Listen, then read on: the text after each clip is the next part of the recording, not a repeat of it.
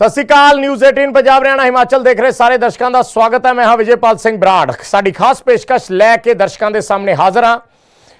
बिक्रम सिंह मजीठिया का जिक्र करते हाँ। बिक्रम सिंह मजीठिया नूं हाई कोर्ट तो 3 दिनों की राहत मिली है। कोर्ट ने 3 दिनों तक मजीठिया की गिरफ्तारी ते रोक ला दी है, पर इस तो पहला कोर्ट ने मजीठिया की अगाऊ जमानत की अर्जी रद्द कर दी सी ते पुलिस वालों मजीठिया की भाल च अमृतसर ते मजीठा दे विच छापेमारी की गई सी।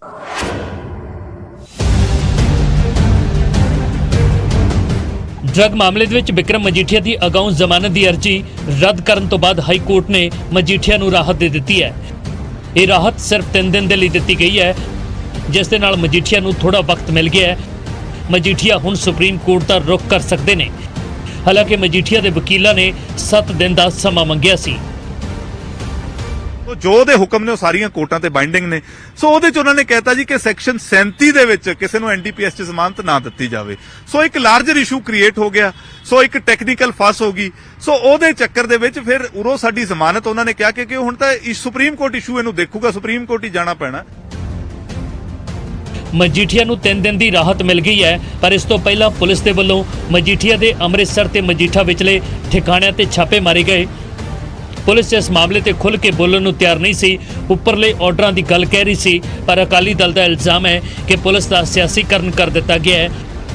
कोर्ट के हुक्मां का इंतजार किए बिना ही पुलिस ने सियासी शह उत्ते रेड की है।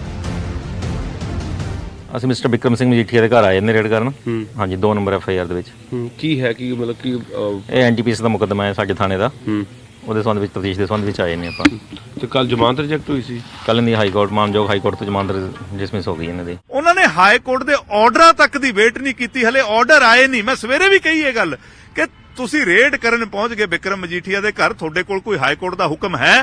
ਕੀ ਹਾਈ ਕੋਰਟ ਨੇ ਸਾਨੂੰ ਸਮਾਂ ਦਿੱਤਾ ਹੈ, ਨਹੀਂ ਦਿੱਤਾ? ਘੱਟੋ ਘੱਟ ਤੁਸੀਂ ਹਾਈ ਕੋਰਟ ਦੇ ਆਰਡਰਾਂ ਦੀ ਵੇਟ ਕਰੋ।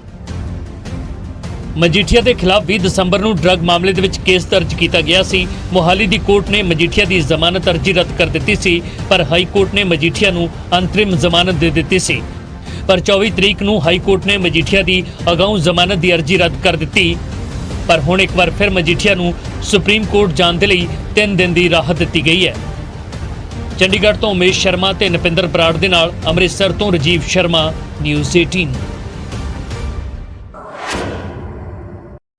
हाई कोर्ट ने मजीठिया नूं 3 दिन की राहत दी, पर इसनूं लैके सूबे की सियासत पूरी तरह गरमा गई। सुखबीर बादल ने एक वड्डा दावा किया कि जे ड्रग्स मामले दे विच बिक्रम मजीठिया की कोई भी शमूलीयत साबित हो गई तो वह सियासत छड़ देंगे, जबकि गृह मंत्री सुखजिंदर रंधावा ने कहा कि यह सियासी केस नहीं सी, बल्कि यह बददुआवां दा सिला है।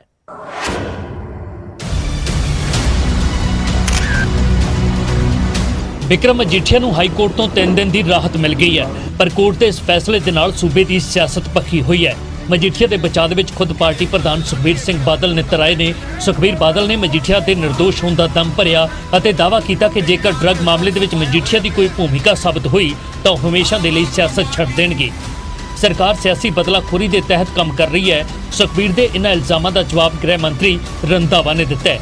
ਰੰਧਾਵਾ ਦਾ ਦਾਅਵਾ ਹੈ ਕਿ ਮਜੀਠੀਆ ਦੇ ਖਿਲਾਫ ਕੋਈ ਸਿਆਸੀ ਕੇਸ ਨਹੀਂ ਹੈ, ਬਲਕਿ ਉਸ ਨੂੰ ਲੋਕਾਂ ਦੀਆਂ ਬਦਦੁਆਵਾਂ ਦਾ ਸਿਲਾ ਮਿਲ ਰਿਹਾ ਹੈ। ਜੇ ਬਿਕਰਮ ਸਿੰਘ ਮਜੀਠੀਆ ਦੇ ਖਿਲਾਫ ਇੱਕ ਵੀ ਸਬੂਤ ਕੋਈ ਲਿਆ ਦੇ ਡਰੱਗਸ ਦਾ, ਸੁਖਬੀਰ ਸਿੰਘ ਬਾਦਲ ਸਿਆਸਤ ਛੱਡ ਦੂਗਾ।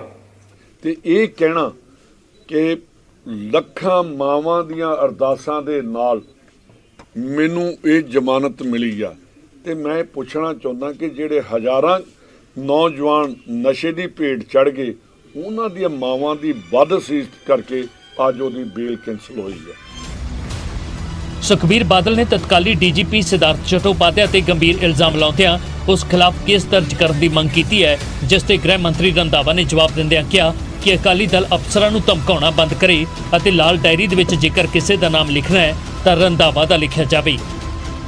ਮੈਨੂੰ ਲੱਗਦਾ ਬਹੁਤ ਜਲਦੀ ਚਟੋਪਾਧਿਆਏ ਤੇ ਕੇਸ ਵੀ ਹੋਣਾ ਚਾਹੀਦਾ ਹੈ, ਤੈਨੂੰ ਅਰੈਸਟ ਵੀ ਹੋਣਾ ਚਾਹੀਦਾ ਹੈ। ਕਿ ਪੰਜਾਬ ਦੇ ਆਫੀਸਰਾਂ ਨੂੰ ਧਮਕੀ ਦੇਣ ਤੋਂ ਪਹਿਲਾਂ ਜੇ ਕਿਸੇ ਦੇ ਡੈਰੀ ਤੇ ਨਾਂ ਲਿਖਣਾ, ਸੁਖਜਿੰਦਰ ਸਿੰਘ ਰੰਧਾਵਾ ਦਾ ਡੈਰੀ ਤੇ ਨੰਬਰ 1 ਤੇ ਨਾਂ ਲਿਖੇ। ਮਜੀਠੀਆ ਨੂੰ ਲੈ ਕੇ ਸਿਆਸੀ ਦਾਅਵੇ ਆਪੋ ਆਪਣੇ ਹੋ ਸਕਦੇ ਨੇ, ਪਰ ਕਾਨੂੰਨੀ ਪ੍ਰਕਿਰਿਆ ਇਸ ਤੋਂ ਵੱਖਰੀ ਹੈ। ਕਿਸ ਦੇ ਦਾਅਵੇ ਦੇ ਵਿੱਚ ਕਿੰਨਾ ਦਮ ਹੈ, ਇਹ ਅਦਾਲਤ ਹੀ ਤੈਅ ਕਰੇਗੀ। ਅੰਮ੍ਰਿਤਸਰ ਤੋਂ ਰਜੀਵ ਸ਼ਰਮਾ ਦੇ ਨਾਲ ਲੁਧਿਆਣਾ ਤੋਂ ਰੋਹਿਤ ਗੌੜ, ਨਿਊਜ਼ 18। ਆਮ ਆਦਮੀ ਪਾਰਟੀ ਵੱਲੋਂ ਸੀਐਮ ਚਿਹਰਾ ਚੁਣਨ ਲਈ ਅਪਣਾਏ ਤਰੀਕੇ ਦਾ ਮਸਲਾ ਵੀ ਗਰਮਾਇਆ ਹੋਇਆ ਹੈ। ਵਿਰੋਧੀ ਇਸ ਤੇ ਸਵਾਲ ਚੱਕ ਰਹੇ ਨੇ। ਨਵਜੋਤ ਸਿੱਧੂ ਨੇ ਇਸ ਨੂੰ ਫਰਜ਼ੀ ਵਾੜਾ ਕਰਾਰ ਦਿੱਤਾ ਹੈ, ਪਰ ਹੁਣ ਭਗਵੰਤ ਮਾਨ ਖੁਦ ਅੱਗੇ ਆ ਕੇ ਇਸ ਦਾ ਜਵਾਬ ਦੇ ਰਹੇ ਨੇ ਅਤੇ ਕਾਂਗਰਸ ਨੂੰ ਆਪਣਾ ਚਿਹਰਾ ਚੁਣਨ ਲਈ ਸਰਵੇ ਕਰਵਾਉਣ ਦੀ ਚੁਣੌਤੀ ਦਿੱਤੀ ਹੈ।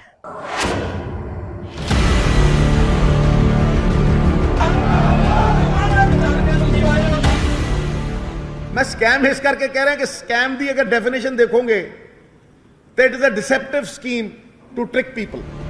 ਨਵਜੋਤ ਸਿੰਘ ਸਿੱਧੂ ਨੇ ਆਮ ਆਦਮੀ ਪਾਰਟੀ ਵੱਲੋਂ ਸੀਐਮ ਫੇਸ ਐਲਾਨਣ ਦੇ ਤਰੀਕੇ ਨੂੰ ਸਕੈਮ ਦੱਸਿਆ, ਜਿਸ ਨੂੰ ਲੈ ਕੇ ਸੀਐਮ ਫੇਸ ਦੇ ਉਮੀਦਵਾਰ ਭਗਵੰਤ ਮਾਨ ਨੇ ਉਹਨਾਂ ਤੇ ਪਲਟਵਾਰ ਕੀਤਾ।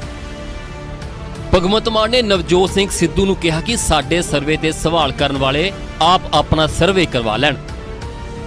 ਨਾਲ ਹੀ ਕਿਹਾ ਕਿ ਨਵਜੋਤ ਸਿੰਘ ਸਿੱਧੂ ਹਾਈ ਕਮਾਂਡ ਨੂੰ ਕਹਿ ਕੇ ਪਹਿਲਾਂ ਆਪਣੇ ਆਪ ਨੂੰ ਸੀਐਮ ਡਿਕਲੇਅਰ ਕਰਵਾ ਲੈਣ। ਮਾਨ ਨੇ ਸਿੱਧੂ ਨੂੰ ਆਮ ਆਦਮੀ ਪਾਰਟੀ ਦੇ ਅੰਦਰੂਨੀ ਮਸਲੇ ਤੇ ਨਾ ਬੋਲਣ ਤੱਕ ਦੀ ਵੀ ਗੱਲ ਆਖੀ ਹੈ। अगर डे एंड नाइट भी है ਤਾਂ ਵੀ ਇਸ ਪ੍ਰਾਈਵੇਟ ਨੰਬਰ ਦੇ ਉੱਤੇ 5000 ਤੋਂ ਵੱਧ ਫਿਗਰ ਦਿੱਤਾ ਤੁਹਾਨੂੰ। 5000 कितना भाई 5760 मैसेजेस से ज्यादा मैसेज नहीं आ सकते। ਸਿੱਧੂ ਸਾਹਿਬ ਰਾਹੁਲ ਗਾਂਧੀ ਨੂੰ, ਪ੍ਰਿੰਕਾ ਜੀ ਨੂੰ ਜਾਂ ਸੋਨੀਆ ਜੀ ਨੂੰ ਕਹਿ ਕੇ ਆਪਦਾ ਸਰਵੇ ਆਪ ਕਰਾਉਣ ਆਪਦੀ ਪਾਰਟੀ ਵੱਲੋਂ, ਸਾਡੀ ਪਾਰਟੀ ਦੇ ਇੰਟਰਨਲ ਮਾਮਲਿਆਂ 'ਚ ਦਖਲ ਨਾ ਦੇਣ। ਵਿਰੋਧੀ ਇਸ ਨੂੰ ਸਕੈਮ ਦੱਸ ਰਹੇ ਨੇ, ਨਾਲ ਹੀ ਇਸ ਸਰਵੇ ਦੀ ਜਾਂਚ ਦੀ ਮੰਗ ਕਰ ਰਹੇ ਨੇ, ਜਿਸ ਤੇ ਭਗਵੰਤ ਮਾਨ ਨੇ ਕਿਹਾ ਕਿ ਅਸੀਂ ਸਰਵੇ ਕਰਵਾਇਆ, ਲੋਕਾਂ ਦਾ ਪੈਸਾ ਨਹੀਂ ਖਾਧਾ। ਇਸ ਤੇ ਜਾਂਚ ਕਿਸ ਚੀਜ਼ ਦੀ ਹੋਣੀ ਚਾਹੀਦੀ ਹੈ?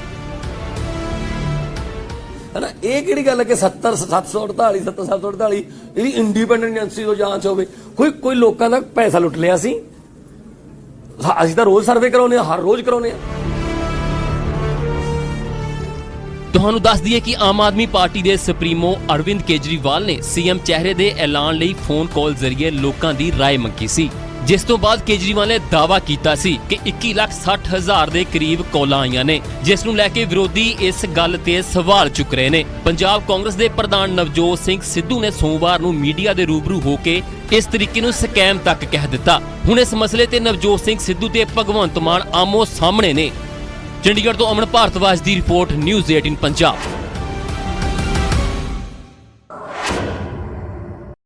ਕਹਿੰਦੇ ਆ ਜੀ ਕਹੋ ਤੇ ਜੀ ਕਹਾਓ, ਇਹ ਪੰਜਾਬੀ ਦੀ ਇੱਕ ਕਹਾਵਤ ਹੈ ਤੇ ਹੁਣ ਇਹੀ ਨਸੀਹਤ ਭਗਵੰਤ ਮਾਨ ਨਵਜੋਤ ਸਿੱਧੂ ਨੂੰ ਦੇ ਰਹੇ ਨੇ ਕਿ ਜੇ ਇੱਜ਼ਤ ਕਰਵਾਉਣੀ ਹੈ ਤਾਂ ਇੱਜ਼ਤ ਕਰਨੀ ਸਿੱਖਣੀ ਪਏਗੀ। ਦਰਅਸਲ ਮਾਨ ਨੂੰ ਸਿੱਧੂ ਦੀ ਤੂ ਤੜਾਕ ਵਾਲੀ ਭਾਸ਼ਾ ਕਾਫੀ ਚੁੱਭ ਗਈ ਹੈ, ਖਾਸ ਕਰਕੇ ਉਦੋਂ ਜਦੋਂ ਉਹਨਾਂ ਨੇ ਅਰਵਿੰਦ ਕੇਜਰੀਵਾਲ ਤੇ ਆਪਣੀ ਭਾਸ਼ਾ ਦੇ ਵਿੱਚ ਨਿਸ਼ਾਨੇ ਸਾਧੇ।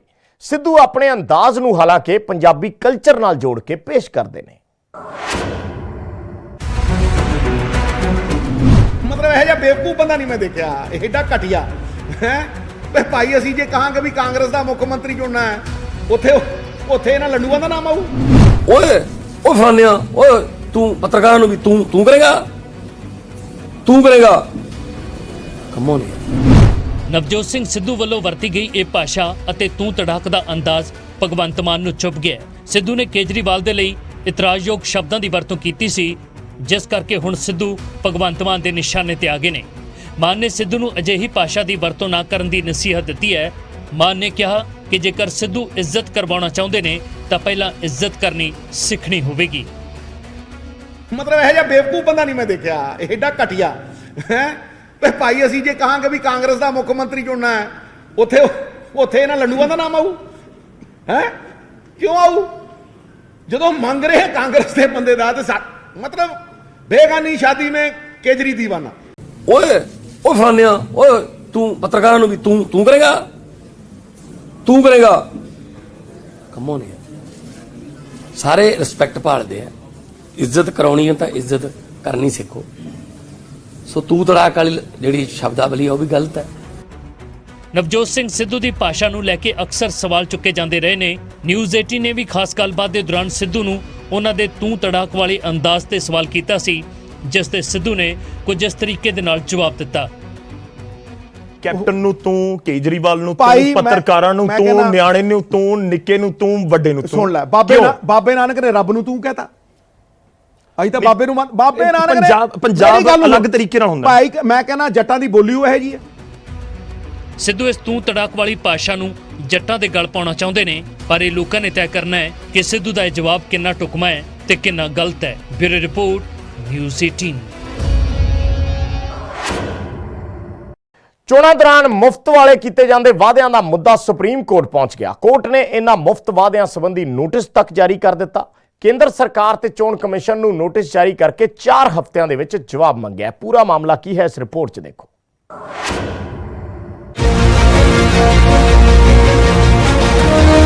ਚੋਣਾਂ ਦੇ ਦੌਰਾਨ ਜਨਤਾ ਨੂੰ ਰੁਝਾਉਣ ਦੇ ਲਈ ਕੀਤੇ ਜਾਂਦੇ ਮੁਫਤ ਵਾਲੇ ਵਾਅਦਿਆਂ ਦਾ ਮੁੱਦਾ ਹੁਣ ਸੁਪਰੀਮ ਕੋਰਟ ਦੇ ਵਿੱਚ ਪਹੁੰਚ ਗਿਆ ਹੈ। ਬੀਜੇਪੀ ਲੀਡਰ ਅਸ਼ਵਨੀ ਕੁਮਾਰ ਉਪਾਧਿਆ ਨੇ ਕੋਰਟ ਦੇ ਵਿੱਚ ਪਟੀਸ਼ਨ ਪਾ ਕੇ ਮੰਗ ਕੀਤੀ ਹੈ ਕਿ ਜੋ ਪਾਰਟੀਆਂ ਚੋਣਾਂ ਤੋਂ ਪਹਿਲਾਂ ਪਬਲਿਕ ਦੇ ਪੈਸੇ ਦੇ ਨਾਲ ਵੋਟਰਾਂ ਨੂੰ ਰੁਝਾਉਣ ਦੇ ਲਈ ਮੁਫਤ ਵਾਲੇ ਵੱਡੇ ਵਾਅਦੇ ਕਰਦੀਆਂ ਨੇ, ਮੁਫਤ ਚੀਜ਼ਾਂ ਵੰਡਦੀਆਂ ਨੇ, ਉਹਨਾਂ ਦੀ ਮਾਨਤਾ ਰੱਦ ਕਰ ਦਿੱਤੀ ਜਾਵੇ, ਉਹਨਾਂ ਦੇ ਚੋਣ ਨਿਸ਼ਾਨ ਜ਼ਬਤ ਕਰ ਲਏ ਜਾਣ। ਜਿਸ ਤੇ ਸੁਪਰੀਮ ਕੋਰਟ ਨੇ ਕੇਂਦਰ ਸਰਕਾਰ ਅਤੇ ਚੋਣ ਕਮਿਸ਼ਨ ਨੂੰ ਨੋਟਿਸ ਜਾਰੀ ਕਰਕੇ 4 ਹਫ਼ਤਿਆਂ ਦੇ ਵਿੱਚ ਜਵਾਬ ਮੰਗਿਆ ਹੈ। और हमने मांग किया है कि जो राजनीतिक पार्टियां इस तरीके से अनाप शनाप वादे कर रही हैं, ये अपने आप में एक भ्रष्टाचार है, ये ब्राइबरी है, ये घूस है। इसको बंद करने के लिए कानून बनाया जाए और इलेक्शन कमीशन उन पार्टियों की मान्यता रद्द करे जो इस तरीके की वादा करती हैं। ਕੋਰਟ ਦੀ ਸੁਣਵਾਈ ਦੇ ਦੌਰਾਨ ਚੀਫ ਜਸਟਿਸ ਦੇ ਬੈਂਚ ਦੇ ਵੱਲੋਂ ਕਈ ਅਹਿਮ ਟਿੱਪਣੀਆਂ ਕੀਤੀਆਂ ਗਈਆਂ ਨੇ। ਕੋਰਟ ਨੇ ਕਿਹਾ ਇਹ ਗੰਭੀਰ ਮਸਲਾ ਹੈ ਅਤੇ ਮੁਫਤ ਵਾਲੀਆਂ ਚੀਜ਼ਾਂ ਦੇ ਲਈ ਬਜਟ ਆਮ ਬਜਟ ਤੋਂ ਬਾਹਰ ਚਲਾ ਜਾਂਦਾ ਹੈ। ਭਾਵੇਂ ਇਹ ਕੋਈ ਭ੍ਰਿਸ਼ਟ ਪ੍ਰਕਿਰਿਆ ਨਹੀਂ ਹੈ, ਪਰ ਇਸ ਦੇ ਨਾਲ ਬਰਾਬਰੀ ਵਾਲਾ ਮੌਕਾ ਖਤਮ ਹੋ ਜਾਂਦਾ ਹੈ। ਪਟੀਸ਼ਨਕਰਤਾ ਨੇ ਆਪਣੀ ਪਟੀਸ਼ਨ ਦੇ ਵਿੱਚ ਪੰਜਾਬ ਦੀਆਂ ਚੋਣਾਂ ਦਾ ਜ਼ਿਕਰ ਕੀਤਾ। ਉਸਨੇ ਆਮ ਆਦਮੀ ਪਾਰਟੀ ਵੱਲੋਂ 18 ਸਾਲ ਤੋਂ ਵੱਧ ਦੀਆਂ ਮਹਿਲਾਵਾਂ ਨੂੰ 1000 ਰੁਪਏ ਪ੍ਰਤੀ ਮਹੀਨਾ ਦੇਣ, ਅਕਾਲੀ ਦਲ ਦੇ ਵੱਲੋਂ ਔਰਤਾਂ ਨੂੰ 2000 ਰੁਪਏ ਅਤੇ ਨਵਜੋਤ ਸਿੰਘ ਸਿੱਧੂ ਵੱਲੋਂ ਹਰ ਵਰਗ ਦੀਆਂ ਔਰਤਾਂ ਨੂੰ 2000 ਰੁਪਏ ਪ੍ਰਤੀ ਮਹੀਨਾ ਦੇਣ ਤੇ ਸਵਾਲ ਚੁੱਕੇ ਨੇ। ਜਿਸ ਉੱਤੇ ਕੋਰਟ ਨੇ ਕਿਹਾ ਤੁਸੀਂ ਕੁਝ ਪਾਰਟੀਆਂ ਦਾ ਨਾਂ ਹੀ ਪਟੀਸ਼ਨ ਦੇ ਵਿੱਚ ਪਾਇਆ ਹੈ ਅਤੇ ਤੁਹਾਡੀ ਪਹੁੰਚ ਬੜੀ ਸਿਲੈਕਟਿਵ ਹੈ। ਪਟੀਸ਼ਨਕਰਤਾ ਨੇ ਕਿਹਾ ਚੋਣ ਕਮਿਸ਼ਨ ਬਿਨਾਂ ਸਖਤੀ ਦੇ ਹਦਾਇਤਾਂ ਜਾਰੀ ਕਰ ਰਿਹਾ ਹੈ, ਇਸ ਲਈ ਹਰ ਪਾਰਟੀ ਅਜਿਹੇ ਐਲਾਨ ਕਰ ਰਹੀ ਹੈ। ਇਸ ਲਈ ਪੈਸਾ ਕੌਣ ਦੇਵੇਗਾ, ਪੰਜਾਬ 'ਚ ਦੇਖੋ ਕਿਵੇਂ ਐਲਾਨ ਹੋ ਰਹੇ ਨੇ। ਜਿਸ ਤੇ ਕੋਰਟ ਨੇ ਪੁੱਛਿਆ ਤੁਸੀਂ ਸਿਰਫ ਇੱਕ ਹੀ ਸੂਬੇ ਦਾ ਨਾਮ ਕਿਉਂ ਲੈ ਰਹੇ ਹੋ। ਕੋਰਟ ਦੇ ਵੱਲੋਂ ਜਾਰੀ ਹੁਕਮਾਂ ਤੇ ਹੁਣ ਵੱਖ-ਵੱਖ ਸਿਆਸੀ ਪ੍ਰਤੀਕਰਮ ਵੀ ਸਾਹਮਣੇ ਆ ਰਹੇ ਨੇ। ਇਸ ਵਿੱਚ ਕੋਈ ਸ਼ੱਕ ਨਹੀਂ ਕਿ ਵੋਟਰਾਂ ਨੂੰ ਲੁਭਾਉਣ ਦੇ ਲਈ ਸਾਰੀਆਂ ਹੀ ਪਾਰਟੀਆਂ ਵੱਡੇ-ਵੱਡੇ ਵਾਅਦੇ ਕਰਦੀਆਂ ਨੇ ਅਤੇ ਸੱਤਾ ਵਿੱਚ ਆਉਣ ਤੋਂ ਬਾਅਦ ਉਹ ਵਾਅਦੇ ਭੁੱਲ ਜਾਂਦੀਆਂ ਨੇ। ਇਸ ਲਈ ਚੋਣ ਮਨੋਰਥ ਪੱਤਰ ਨੂੰ ਲੀਗਲ ਦਸਤਾਵੇਜ਼ ਬਣਾਉਣ ਦੀ ਵੀ ਮੰਗ ਉੱਠਦੀ ਰਹੀ ਹੈ। Bureau report, news 18। ਤੇ ਪੰਜਾਬ ਦੇ ਵਿੱਚ ਨਾਮਜ਼ਦਗੀਆਂ ਦਾ ਦੌਰ ਸ਼ੁਰੂ ਹੋ ਗਿਆ ਹੈ। 1 ਫਰਵਰੀ ਤੱਕ ਨਾਮਜ਼ਦਗੀਆਂ ਚੱਲਣੀਆਂ ਨੇ। ਪਹਿਲੇ ਦਿਨ ਕਿਹੜੇ-ਕਿਹੜੇ ਉਮੀਦਵਾਰਾਂ ਵੱਲੋਂ ਨਾਮਜ਼ਦਗੀਆਂ ਭਰੀਆਂ ਗਈਆਂ, ਇਸ ਰਿਪੋਰਟ 'ਚ ਦਿਖਾਉਂਦੇ ਹਾਂ।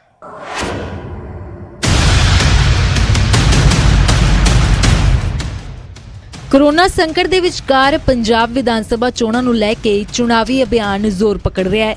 ਕੋਰੋਨਾ ਸੰਕਟ ਦੇ ਵਜ੍ਹਾ ਦੇ ਨਾਲ ਚੁਣਾਵੀ ਰੈਲੀਆਂ ਤੇ ਰੋਕ ਹੈ ਤਾਂ ਰਾਜਨੀਤਿਕ ਦਲ ਘਰ-ਘਰ ਜਾ ਕੇ ਲੋਕਾਂ ਨਾਲ ਸੰਪਰਕ ਕਰ ਰਹੇ ਨੇ ਤੇ ਆਪਣਾ ਅਭਿਆਨ ਚਲਾ ਰਹੇ ਨੇ।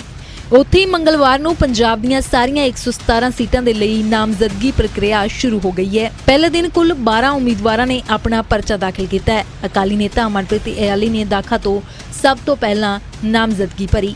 ਫਿਰੋਜ਼ਪੁਰ ਜ਼ਿਲ੍ਹੇ 'ਚ ਪਹਿਲੇ ਦਿਨ ਕਿਸੇ ਸਿਆਸੀ ਪਾਰਟੀ ਦੇ ਉਮੀਦਵਾਰ ਨੇ ਨਾਮਜ਼ਦਗੀ ਪੱਤਰ ਦਾਖਲ ਨਹੀਂ ਕੀਤਾ। ਉੱਥੇ ਹੀ ਫਰੀਦਕੋਟ ਤੋਂ ਕਾਂਗਰਸ ਉਮੀਦਵਾਰ ਅਤੇ ਮੌਜੂਦਾ ਵਿਧਾਇਕ ਕੁਸ਼ਲਦੀਪ ਸਿੰਘ ਢਿੱਲੋਂ ਨੇ ਆਪਣੀ ਨਾਮਜ਼ਦਗੀ ਭਰੀ। ਜ਼ਿਲ੍ਹੇ 'ਚ ਪਹਿਲੇ ਦਿਨ ਸਿਰਫ ਇੱਕ ਹੀ ਉਮੀਦਵਾਰ ਨੇ ਨਾਮਜ਼ਦਗੀ ਭਰੀ ਹੈ।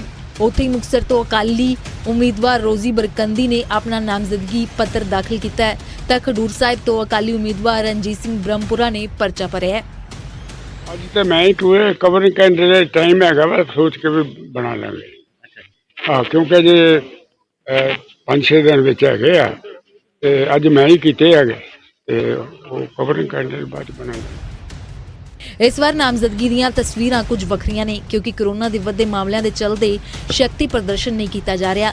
ਚੋਣ ਕਮਿਸ਼ਨ ਦੀਆਂ ਹਦਾਇਤਾਂ ਦੇ ਮੁਤਾਬਕ ਰਿਟਰਨਿੰਗ ਆਫਿਸ ਦੇ ਦਫ਼ਤਰ 'ਚ ਨਾਮਜ਼ਦਗੀ ਪੱਤਰ ਦਾਖਲ ਕਰਦੇ ਵੇਲੇ ਉਮੀਦਵਾਰ ਦੇ ਨਾਲ ਸਿਰਫ 2 ਵਿਅਕਤੀ ਹੀ ਜਾ ਸਕਦੇ ਨੇ। ਇਸ ਦੇ ਨਾਲ ਹੀ ਨਾਮਜ਼ਦਗੀ ਪੱਤਰ ਦਾਖਲ ਕਰਦੇ ਸਮੇਂ ਜਾਣ ਦੇ ਲਈ ਪਹਿਲਾਂ ਤੋਂ 3 ਗੱਡੀਆਂ ਦੀ ਸੰਖਿਆ ਨੂੰ ਘਟਾ ਕੇ 2 ਕਰ ਦਿੱਤਾ ਗਿਆ ਹੈ। 12 नॉमिनेशंस ऑलरेडी हमारे पास सबमिशन हो गया वेरियस कंस्टिट्यूंसीज में। सो देयरफॉर इसके बाद और जितना भी अपलोड करते जा रहे हैं, इतना अपलोडेड इन्फॉर्मेशन है ये, जैसे जैसे अपलोड करते रहता है ये चेंज होते रहती है। 6 वजे बंद हो जाते मतलब उस तो बाद ऑनलाइन 3 बजे के बाद नहीं, ऑनलाइन हम लोग लगातार इसका जितना भी डॉक्यूमेंटेशन होता है उसका अपलोड करते रहते हैं। ਤੁਹਾਨੂੰ ਦੱਸ ਦਈਏ ਕਿ ਪੰਜਾਬ 'ਚ ਨਾਮਜ਼ਦਗੀ ਭਰਨ ਦੇ ਲਈ ਉਮੀਦਵਾਰਾਂ ਨੂੰ ਕੇਵਲ 6 ਦਿਨ ਮਿਲਣਗੇ।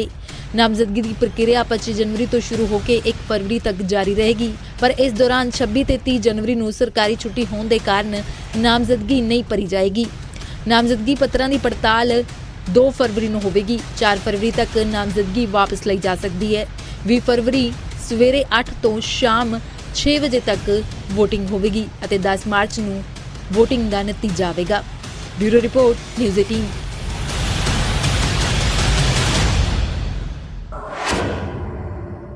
ਤੇ ਸਾਡੀ ਇਸ ਖਾਸ ਪੇਸ਼ਕਸ਼ 'ਚ ਫਿਲਹਾਲ ਇੰਨਾ ਹੀ। ਮੈਨੂੰ ਦਿਓ ਇਜਾਜ਼ਤ। ਧੰਨਵਾਦ।